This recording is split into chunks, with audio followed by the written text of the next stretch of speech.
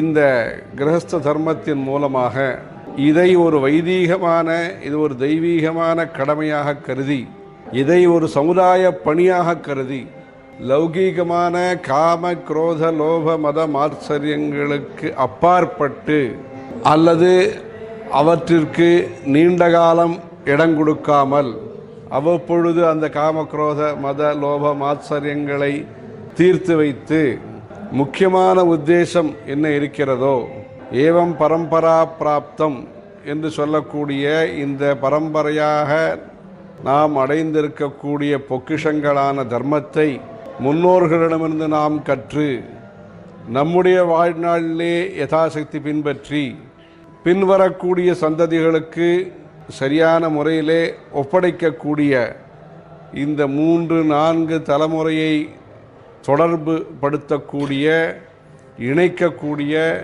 கனகாபிஷேகம் என்றெல்லாம் செய்கிறார்கள். பிரபௌத்திர ஜனன சாந்தி என்று செய்கிறார்கள்.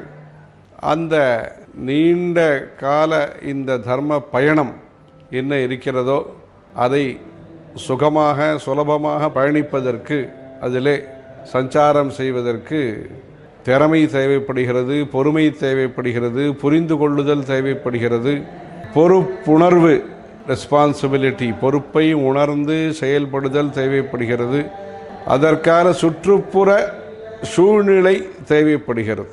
ஆகவே இருவர் புரிந்து கொள்வது மாத்திரமல்ல, இருவரை பற்றி உலகமும் ஒத்துழைப்பது, உலகத்திற்கு இந்த தம்பதிகள் ஒத்துழைப்பை அளிப்பது நல்ல காரியங்களுக்கு. இப்படி ஒரு சமுதாய தர்மமாக இந்த ஆசிரமங்கள் நிறுவப்பட்டிருக்கின்றன. ஹர நம பார்வதி பதயே ஹர ஹர மகாதேவ.